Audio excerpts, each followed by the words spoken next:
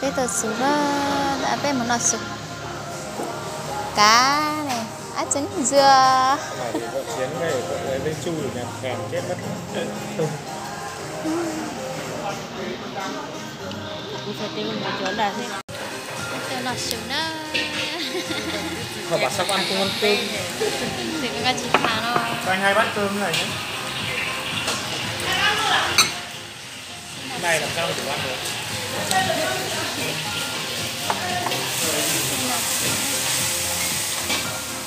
Hỏi cho mấy ông kia ăn cơm nữa. Tổng tác hỏi ra được.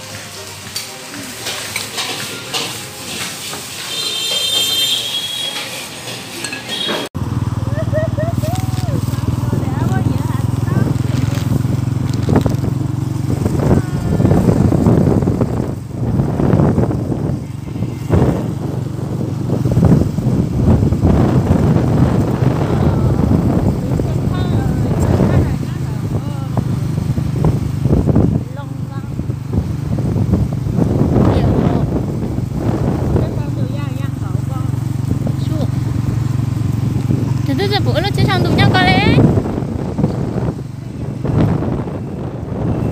để cho mỏ bên rồi mà tôi lúc sợ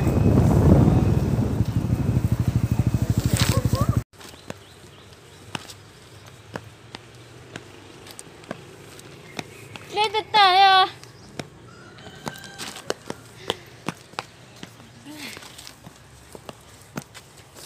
mùng về tưởng tượng đấy à, thật sự phụ lúc ta hao đây. Ôi phụ lúc mày tàu nè.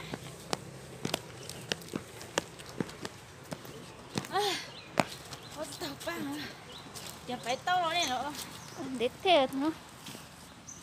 Im mét.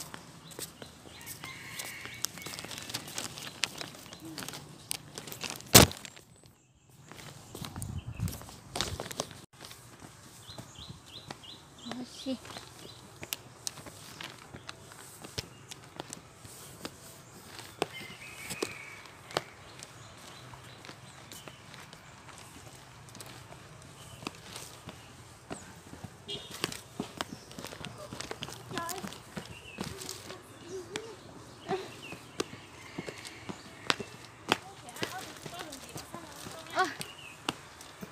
Sao này à?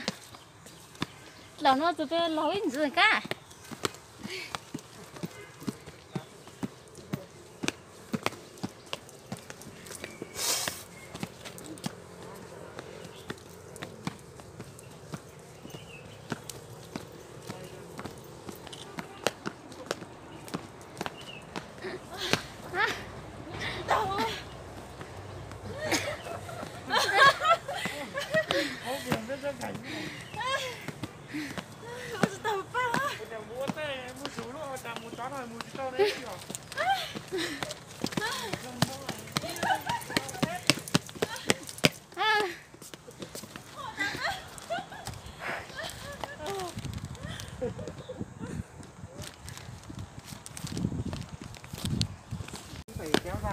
Thao nữa. Thao bên đợt trước còn có một đôi người yêu nhau đi chúng nó cái coi kia mình đi được nửa mệt quá, ông kia còn phải cõng nó lên giỏi thật đấy. Ê tụi kia nó muốn tao có vô bé là thì vấn này thì mua qua mò ở cô chơi vậy thì cá mò thì có nhớ rồi.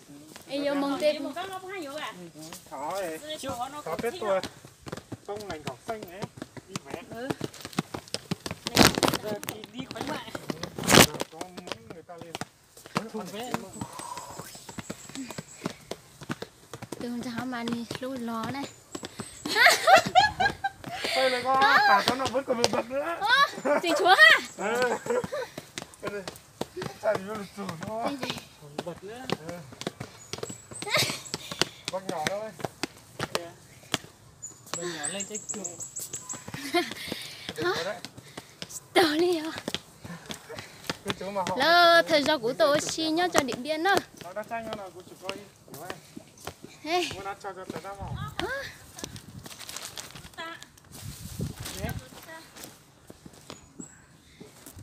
Ở tờ chụp hình này. Được cái chân. Một trời. Lọc tụt ta. Tiếng quay sẽ. Đợi nó bây giờ tượng đầy. Bây giờ nè. Tượng cái. Giờ mà. Đừng có gì nữa. Chụp ta. Chà, chủ cứ ít tìm cho tôi chủ tượng đây coi. Tôi, cho tôi cứ lít chủ. Ủa chà, tốt tao. Hiện dây đâu mẹ. Của nị có hiện dây nữa. Còn lá rồi. Chủ chung.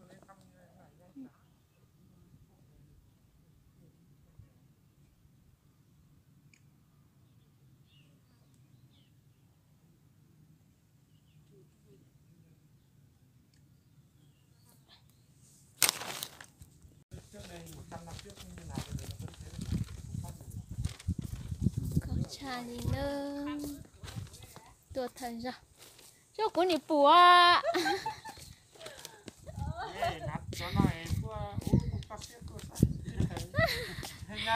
Ôi anh công qua bao ta mông ngộ.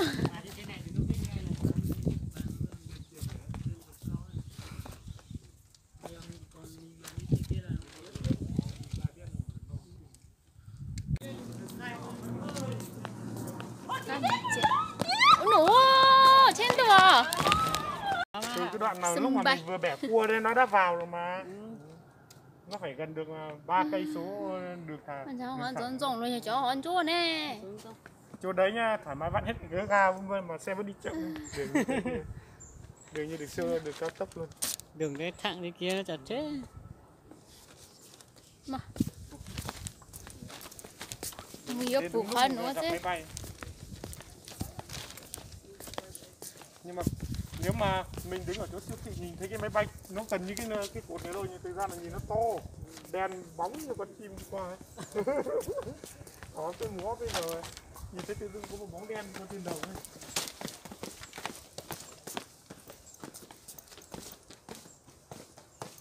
Cho phải nói hết chứ nè.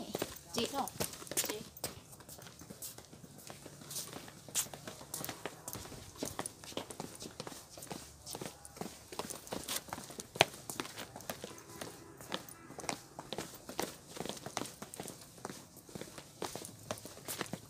Khi nào mình mới có tiền để đi máy bay ở đây nhỉ? Đi được. 1 triệu mà không 1 triệu ấy. Đi bây giờ trước thì có 700 nhưng bây giờ hơn triệu chứ. Nếu mà chuyến xuống hồ thì 2 triệu. Cho ăn cái một ra lộ.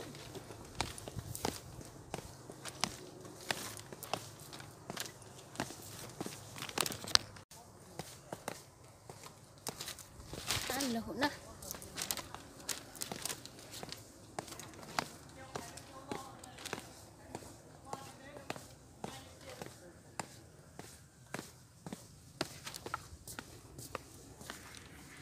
Thời gian tuần tại nó nè. Thời gian tuần tại Điện Biên nó. Nhớ Điện Biên các nhà tôi thời gian.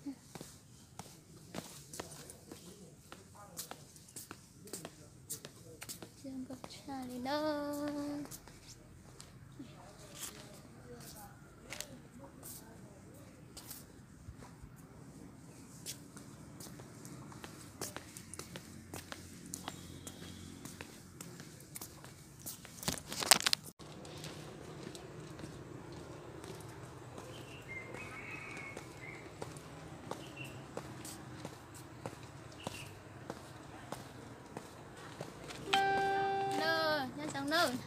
Nếu nó tôi là gì hồ sơ tại Điện Biên là tôi mong nhớ hồ sơ anh chị nè bạn chết ta sẽ nói do có tiếng ta sẽ nói em biết một hồ sơ đó theo xin là tượng đầy nhớ tại Điện Biên đấy đi đi đông nước thế tượng đấy nhá bên nó bên nhỏ khó ngồi lượt rồi ốp lù xa rồi phủ lên lúc tượng đây là ít lượt rồi đấy in ra kẹo trong tên nó giống mà từ lúc theo lời dễ xưa à có cô ấy pha chị lại thế